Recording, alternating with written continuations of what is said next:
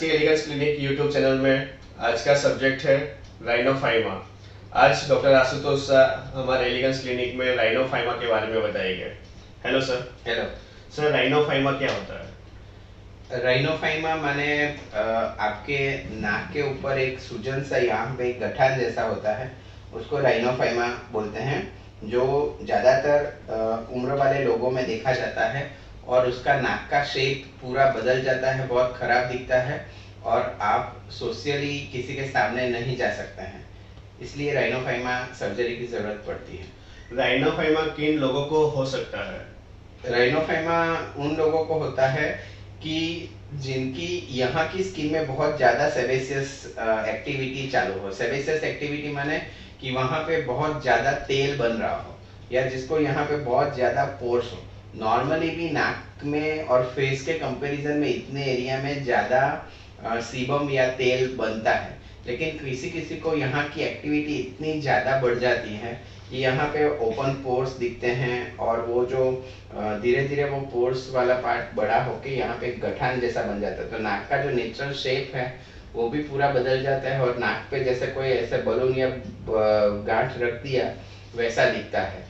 तो जिन लोगों को ज़्यादा यहाँ पे सेबेसियस एक्टिविटी है, जिनकी नाक हमेशा लाल रहती है या जिनको यहाँ पे बहुत ज़्यादा ओपन पोर्स हैं, वैसे लोगों को राइनोफाइमा होने के चांसेस ज़्यादा रहते हैं। सर, राइनोफाइमा कौन सी एज में हो सकती है? राइनोफाइमा जो है ज़्यादातर 45 इयर्स के बाद ही देखा जाता है, उसके पहले ज़्यादा देखा नहीं गया है। तो 45-40 इयर्स के बाद वो होता है और जब भी आपको लगे कि आपका नाक का शेप बदल रहा है, आपको कॉस्मेटिकली वो डिफॉर्मिटी जैसा लग रहा है, उस टाइम पे आप ये सर्जरी करा सकते हैं। राइनोफाइमा के डायग्नोसिस कैसे चेक कर सकते हैं? राइनोफाइमा एक क्लिनिकल डायग्नोसिस है। आपका नाक का शेप मैंने जैसे बताया, रेगुलर अच्छा टीप जैसा शेप होने के बदले में यहाँ पे एक गठान सा, जैसे अपना जो फ्लावर की सब्जी होती है उस टाइप का यहाँ पे एक गांठ जैसा हो जाता है। तो क्लिनिकल डायग्नोसिस है, उसके लिए और कोई टेस्ट या ऐसा कुछ करने की ज़रूरत नहीं पड़ती।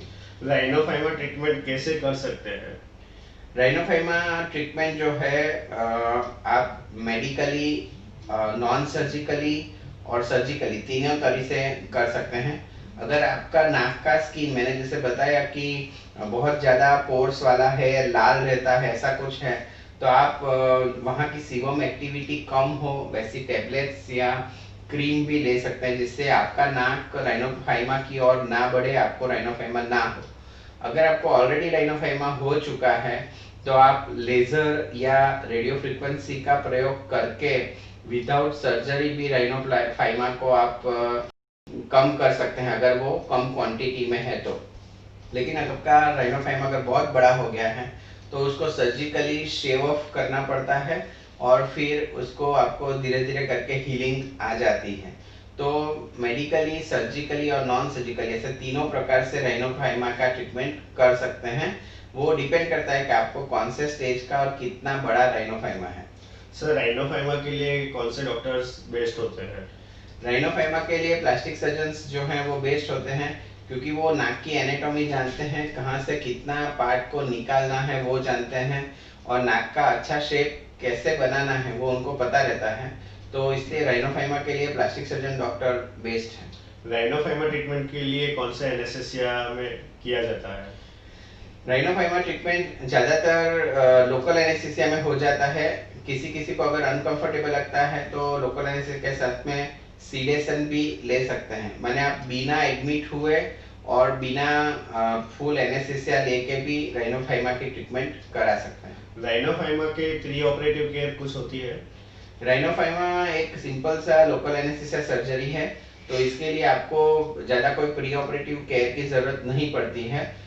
लोकल एनेस्थीसिया में करने की वजह से हम उसमें ज़्यादातर भूखा पेट रहने की भी ज़रूरत नहीं है। लेकिन आपको अगर डर लग रहा है और अगर आप सीडेशन चाहते हैं तो मिनिमम 3 आवर्स आपको भूखा रहना पड़ेगा। और इसके अलावा आप अगर कोई विटामिन ई, ग्रीन टी या मल्टीपल विटामिन ले रहे हैं तो वो आपको बंद करना पड़ेगा, क्योंकि उसकी वजह से ऑपरेशन के दरमियान ब्लीडिंग ज़्यादा हो सकती है। और आपको सर्दी खांसी ना हो और बाकी कोई आपको हाइपरटेंशन, प्रेशर, शुगर अगर कुछ है तो वो कंट्रोल में हो, उतना आपको देखना ज़रूरी है। राइनोफाइमा की पोस्ट ऑपरेटिव केयर क्या होती है? राइनोफाइमा में हम लोग ज़्यादातर स्किन ग्राफ्ट नहीं लगाते हैं। जो एक्स्ट्रा पार्ट है राइनोफाइमा का, उसको हम लोग शेव ऑफ कर देते हैं, उसका ब्लीडिंग बंद कर देते हैं और धीरे धीरे नाक की स्किन एपिथेलाइज होकर खुद आती है। तो फाइनल स्किन आते आते उसमें 1.5 से 2 महीने का समय लगता है। तो आपका जो रिकवरी टाइम है इसमें थोड़ा सा लंबा है, लेकिन इसमें जो रिजल्ट आता है वो बहुत ही अच्छा और खुद बिना चमड़ी रखे भी उसमें बहुत अच्छा रिजल्ट आपको मिल सकता है। तो मिनिमम 7 से 10 दिन के लिए आप सोशली एक्टिव नहीं रह सकते हैं, क्योंकि आपका राइनोफाइमा का पार्ट अभी भी एपिथेलाइज नहीं हुआ होता है। इसके अलावा रिकवरी में और कोई प्रॉब्लम नहीं होती है, क्योंकि ये लोकल एनेस्थीसिया की सर्जरी है। दूसरे दिन से आप आपका जॉब अगर करते हैं या कुछ वर्क फ्रॉम होम करते हैं, या जब भी आपको अगर किसी के सामने प्रेजेंट नहीं होना है, ऐसा बैक ऑफिस वर्क है, तो आप दूसरे ही दिन से कर सकते हैं। लेकिन आपको अगर सोशली काम करना है तो आपको मिनिमम 10-15 दिन का छुट्टी लेना पड़ेगा, ऐसा बोल सकते हैं। उसके बाद आप टचअप मेकअप करके सोशली प्रेजेंट हो सकते हैं और महीने 1.5 महीने में वो पूरी चमड़ी अच्छी आ जाती है, आपकी नाक का ओरिजिनल शेप बन जाता है। राइनोफाइमा ट्रीटमेंट मेडिक्लेम में इंक्लूडिंग होता है? राइनोफाइमा ट्रीटमेंट मेडिक्लेम में इंक्लूड हो सकता है, अगर आपके क्लेम की क्या क्या कंडीशन है उसके ऊपर है, क्योंकि ये ऐसे देखा जाए तो मेडिकल कंडीशन नहीं है, ये कॉस्मेटिकली आप करा रहे हैं। तो ज़्यादातर आपकी कंपनी की पॉलिसी के ऊपर आधार करता है कि वो पास होगा कि नहीं। राइनोफाइमा में स्कार बनता है? राइनोफाइमा में स्कार बन सकता है, लेकिन राइनोफाइमा का स्कार बहुत ही कम होता है। एपिथेलाइजेशन इसमें स्पीडीली हो जाता है और एक बार एपिथेलाइजेशन हो गया उसके बाद आप कलर के लिए जो भी डॉक्टर्स आपको क्रीम दे वो लगाते हैं, तो बहुत ज़्यादा स्कारिंग राइनोफाइमा में नहीं देखी गई। राइनोफाइमा के कोई कॉम्प्लिकेशंस? राइनोफाइमा सर्जरी के कॉम्प्लिकेशंस में आप देख सकते हैं कि इसको हम लोग शेव ऑफ करके रखते हैं और उसके ऊपर स्किन ग्राफ्ट नहीं रखते हैं, वो अपने आप हील होता है। तो काफ़ी बार उसमें ब्लीडिंग हो सकती है। अगर कोई पार्ट ज़्यादा छिल गया या ज़्यादा ओवर करेक्ट हो गया तो डिप्रेशन या ऐसा कुछ आपको दिख सकता है, या फिर आपका अगर कोई पार्ट कम छिला है तो उसको आपको टचअप करने की ज़रूरत पड़ सकती है। इसके अलावा राइनोफाइमा में कोई बड़े कॉम्प्लिकेशंस नहीं होते हैं।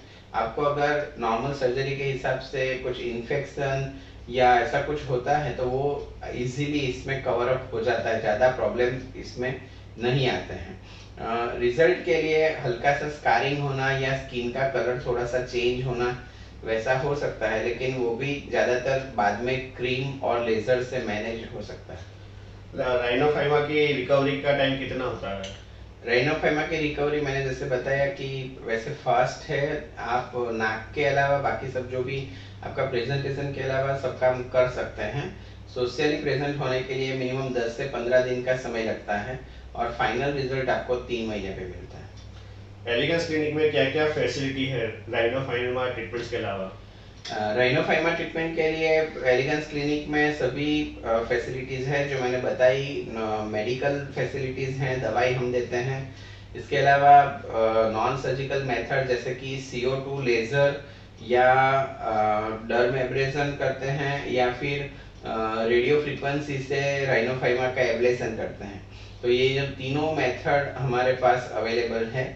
इसके अलावा सर्जरी में भी कॉटराइजेशन, सर्जिकल शेविंग और नाक का शेप देने के लिए जो भी सर्जरी होती है वो भी एलिगेंस क्लिनिक में अवेलेबल है। तो राइनोफाइमा के लिए जितनी भी ट्रीटमेंट है आपके स्टेज के हिसाब से वो हम यहाँ पे एलिगेंस क्लिनिक में करते हैं।